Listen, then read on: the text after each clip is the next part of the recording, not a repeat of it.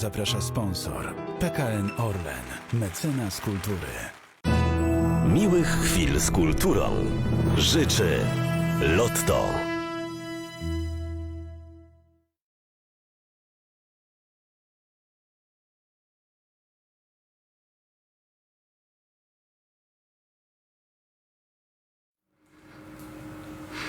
Pan Łukasz Krupiński, witam serdecznie i bardzo dziękuję za ten recital, którego także gratuluję.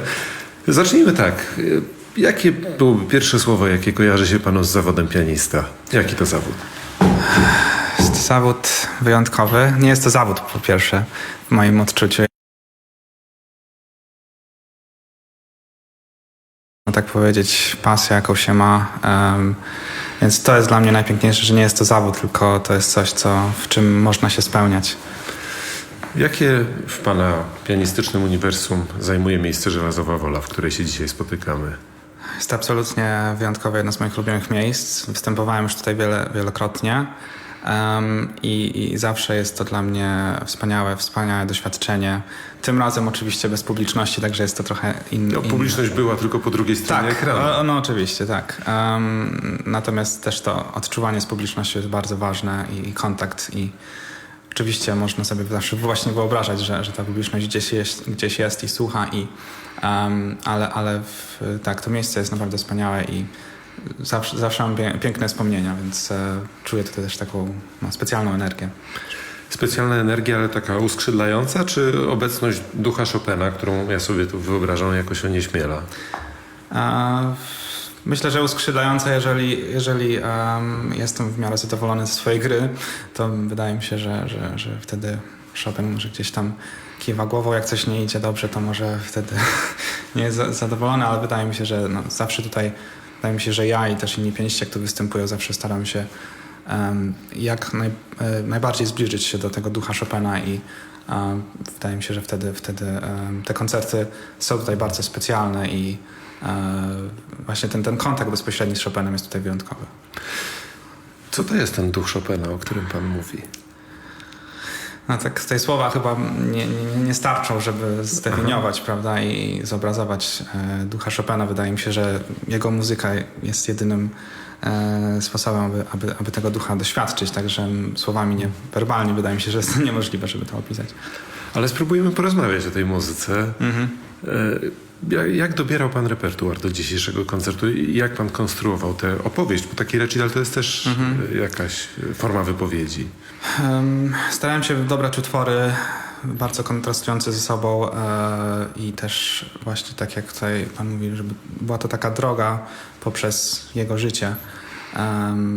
Kończąc właśnie recital Polonezem Fantazją, który jest jednym z ostatnich jego utworów, takim najbardziej dojrzalszym, takim podsumowaniem jego życia, a w środku Scherzo bemol, Waltz Cismo, które są utworami wcześniejszymi, chociaż Scherzo Cismo też jest trochę późniejsze, także bardzo, bardzo takie zróżnicowane utwory, też pokazujące różny styl Chopina, bo styl chopinowski mówi się, że jest jeden, a tak naprawdę jest wiele stylów i każdy utwór ma tak naprawdę, oczywiście mają cechy wspólne, ale też mają swój własny język. Wydaje mi się, że i to jest właśnie takim fenomenem Chopina, bo jest wielu kompozytorów takich, nie będę tutaj wymieniał, ale którzy są tacy bardzo powtarzalni. Jednorodni.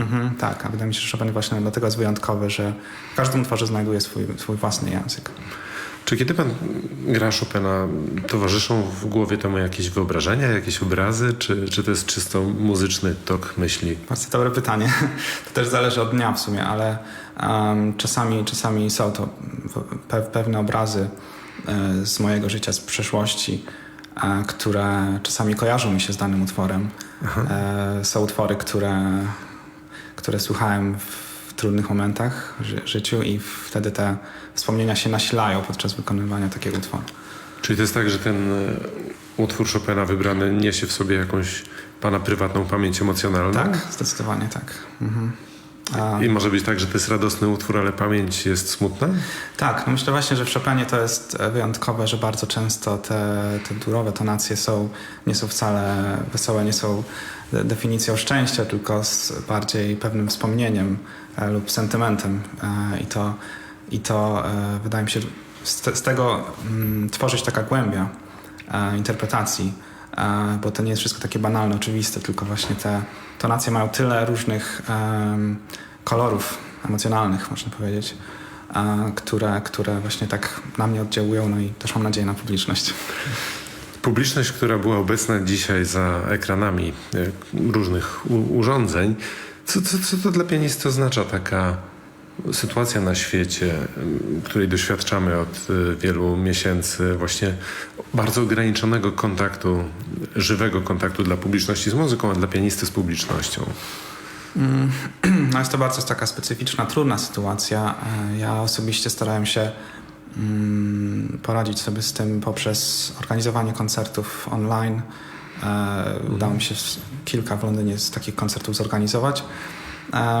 Ale myślę, że nigdy to nie zastąpi oczywiście prawdziwego doświadczenia muzyki na żywo. Są pianiści, którzy, tak jak Glenn Gould, choćby nagrywali całe życie. Natomiast dla mnie osobiście... Montowali całe życie. Tak, dokładnie, więc dla mnie to nie jest taka reżyseria, siedzieć po prostu w studiu całe życie i tylko każdą nutę tam minimalnie modyfikować, tylko właśnie ten kontakt z publicznością dla mnie osobiście jest niezwykle ważny, więc to był na pewno trudny okres. Pan sporo studiował za granicą. Jak zmienia się perspektywa pianisty grającego Chopina, kiedy wyjeżdża z Polski?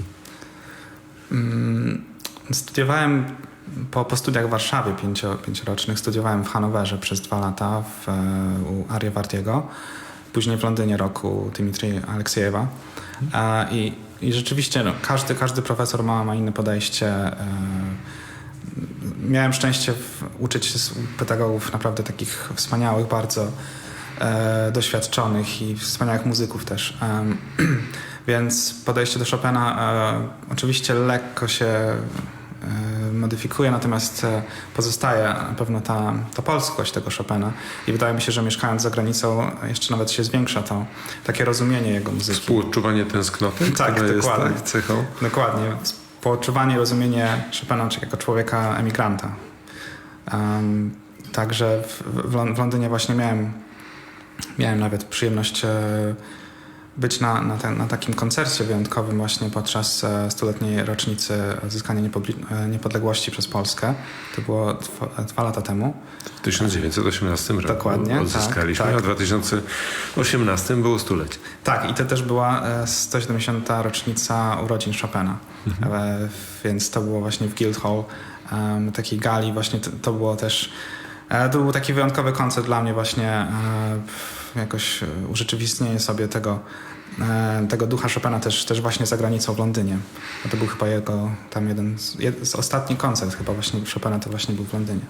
Z tego co pamiętam. Tak. I jakby pan miał porównać dzisiaj tutaj Żelazową Wolę i tamten koncert, jak to się układa w pamięci? Tutaj te koncerty w Żelazowej Woli są takie, jakie chyba Chopin najbardziej lubił, czyli takie bardzo kameralne i intymne.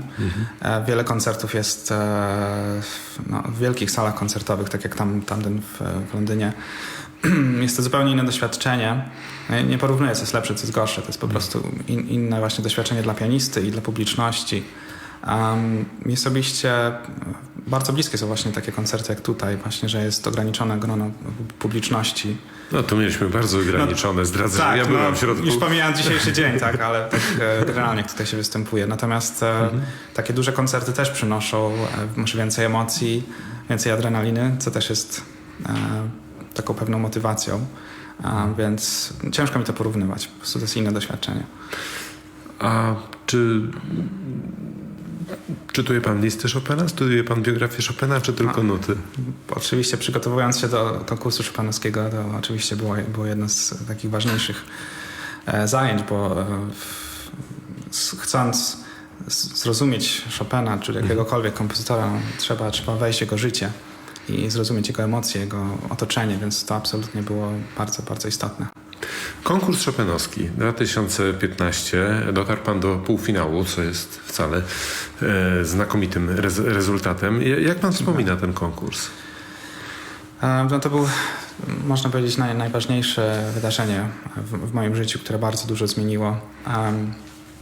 Mimo że go nie wygrałem, ani nie byłem w finale, natomiast bardzo, bardzo dużo mi dał pod względem właśnie poznanie wielu wspaniałych artystów, wspaniałych ludzi, też nawiązanie kontaktu ze Stowarzyszeniem Beethovenowskim, którzy mnie wspaniale wspierali przez ostatnie lata. Jestem ogromnie wdzięczny. Także wiele to zmieniło. Był to bardzo taki intensywny okres i to nie sam konkurs, tylko miesiące czy nawet lata, można powiedzieć, przed konkursem, przygotowania. I samo wydarzenie to też pamiętam, to wszystko było takie rozmyte jak przez mgłę, bo to jest taka koncentracja, wpada się w taki trans, więc ciężko być świadomym na 100%. Tego, co dzieje się wokół. Tak. A moglibyśmy porozmawiać o tym przygotowaniu, bo to jest dla mnie ciekawe. Kiedy pan zaczął myśleć o konkursie? Jak długo trwała ta droga do konkursu właśnie? Znaczy o konkursie to Chopinowskim, jak się mieszka w Polsce, jest się Polakiem, pianistą, to myśli się praktycznie całe życie. Tak myślę. No, są tacy, którzy kontestują od dziecka. No tak. Natomiast tak naprawdę decyzja to zapadła dosyć późno. Tak do ostatniej chwili tak naprawdę się wahałem, czy startować, czy nie. Też zastanawiałem się nad odpowiednim programem. Szczerze mówiąc nie pamiętam. Być może taka ostateczna decyzja to może zapadła rok wcześniej. Natomiast oczywiście to są lata pracy nad stylem chopinowskim, więc nawet jeżeli się nie podejmie świadomie tej decyzji, to i tak gdzieś tam podświadomie się to muzycznych w Polsce? Tak, absolutnie. No. Chopina się bardzo dużo grywa w Polsce tutaj. Zazwyczaj jak tutaj występuje, to chociaż jeden utwór zawsze jest mile widziany, tak? No, bo to wielka muzyka? No tak, i tradycja. A sam konkurs to taki rzeczywiście trans, że pamięta pan tylko występy, czy tylko czas między występami? Jak to jest? Bo to jest bardzo ciekawe. Tak, występów zupełnie nie pamiętam. Naprawdę? Nic? Znaczy jakieś tam obrazy oczywiście tak, natomiast... Ale to jest kwestia tremy? Nie, to jest kwestia koncentracji, to jest kwestia zjednoczenia się z muzyką, z fortepianem. Wtedy gdyby świat zewnętrzny nie istnieje, tak? Wszystko staje się tak gdyby taką jednością, można powiedzieć, fizyczną, mentalną, duchową też. I to jest taki stan, którego ja zawsze szukam, który pozwala mi interpretować i wypowiadać się w sposób taki, w moim odczuciu, taki najbardziej szczery, bezpośredni. Natomiast kiedy są jakieś takie trudniejsze momenty, że ktoś zaczyna na przykład walczyć z fortepianem albo myśleć o publiczności, to wtedy ten przekaz już nie jest taki czysty, wydaje mi się. I wtedy też pojawia się trema, która może mieć zły wpływ potem na wykonanie. Także było dla mnie to bardzo ważne, właśnie ten element takiego przygotowania mentalnego. Czy często słyszę taką opinię wśród pianistów, którzy brali udział w konkursie, że największym powodem tremy jest jury, ze względu na to, kto jest w tym jury i w ogóle, że się gra przed jurorami? Tak, no oczywiście jest to prawda. Mając w jury Martę Argerich i wielu wspaniałych innych artystów, Nelsona Freire, oczywiście podświadomie i świadomie też ta trema jest, to nie można ukrywać tego. Natomiast są sposoby właśnie, żeby nie to, żeby walczyć z tą tremą, tylko jak gdyby zaakceptować i ona może bardzo pomóc wtedy, zmotywować i korzystnie wpłynąć na wykonanie. A czy w czasie, tu głównie myślę o studiach w Londynie, bo akurat słyszałem, że tam najczęściej się wiele uwagi temu aspektowi poświęca, czy kwestie tremy są przepracowywane jakoś na uczelni, a może w Polsce, może tam w Niemczech, czy uczy się artystów albo radzić sobie z tremą, albo tak jak pan mówi, to jest ciekawe, akceptować tę tremę jako część siebie? Szczerze mówiąc, to ja studiowałem w Hanowerze i w Londynie, to były studia podyplomowe, więc tam przede wszystkim miałem zajęcia z fortepianu. To całe takie przygotowanie mentalne, to właśnie odbyło się tak naprawdę w Warszawie. I tutaj też miałem wielkie szczęście do wspaniałych pedagogów, do profesora Alicji Polety-Buga i Konrada Skolarskiego, ale także przygotowanie właśnie takie mentalne. Mieliśmy technikę Aleksandra, która też jest w Londynie, jako jedno z zajęć. Więc myślę, że to jest bardzo ważne, natomiast szczerze mówiąc też bardzo dużo samemu musiałem poświęcić temu tematowi i regularnie ćwiczyć się, gdyby wchodzenie w pewne takie stany mentalne, które mi pozwalają pokonywać tremę, czy po prostu uczynić, żeby ona była pomocna, więc jest to bardzo takie złożone, prawda, i wiele czynników pomaga ale to może na inny wywiad, bo to taki dosyć głęboki temat, więc... Ja, ale to jest ciekawe, Tak? Tak. No tutaj mogę powiedzieć, że bardzo, bardzo mi pomogły medytacje. Myślę, że takie właśnie znajdowanie siebie od środka to jest kluczowe, to jest bardzo... To taki temat, o którym się tak naprawdę nie mówi, nawet na studiach, ale myślę, że to jest niezwykle istotne, to co mamy, prawda, w głowie, jaki mamy stan umysłu, wpływa niezwykle w dużym stopniu i na koncerty i w ogóle na całe życie, więc wydaje mi się, że to mi bardzo pomogło.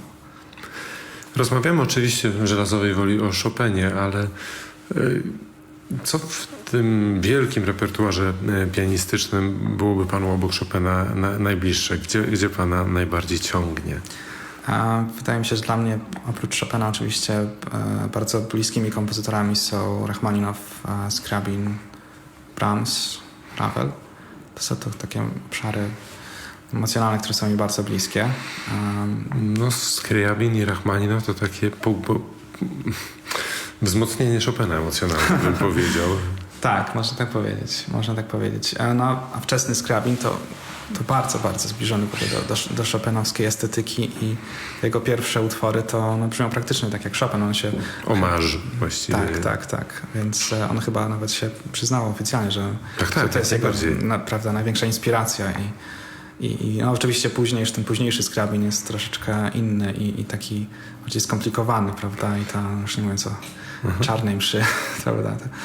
A to ciekawe jest Ravel dla mnie w tym kontekście, bo jakbym myślał o Francuzach, no to Debussy, który ponoć świetnie grał koncert F-moll, wydałby mi się bliższy emocjonalnie niż Chopinowi, tak. Aha, to ciekawe.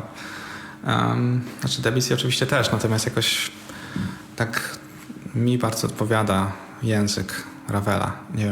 Nie umiem tego wytłumaczyć. Po prostu słuchając go i grając znajduję, jak gdyby rozumiem tę muzykę, wydaje mi się przynajmniej, taki sposób, który pozwala też mi się wypowiedzieć w tym jego języku, w taki też bardziej bezpośredni sposób.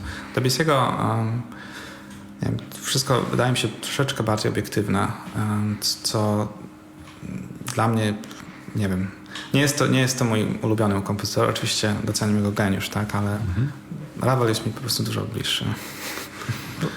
Wielki kompozytor.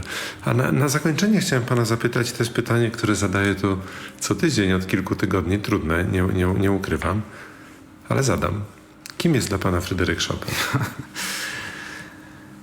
Chopin, tak jak właśnie wspominałem, dla mnie obecnie przez ostatnie kilka lat mieszkając właśnie za granicą w Londynie jest dla mnie największą inspiracją muzyczną. Jest dla mnie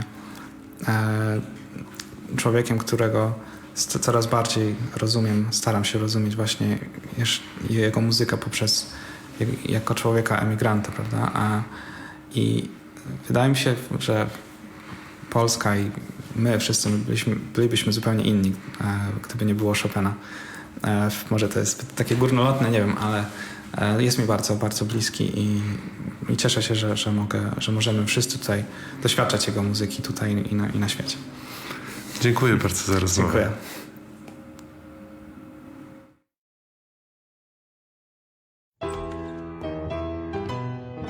Na program zaprosił sponsor PKN Orlen, mecenas kultury. Miłych chwil z kulturą życzy Lotto.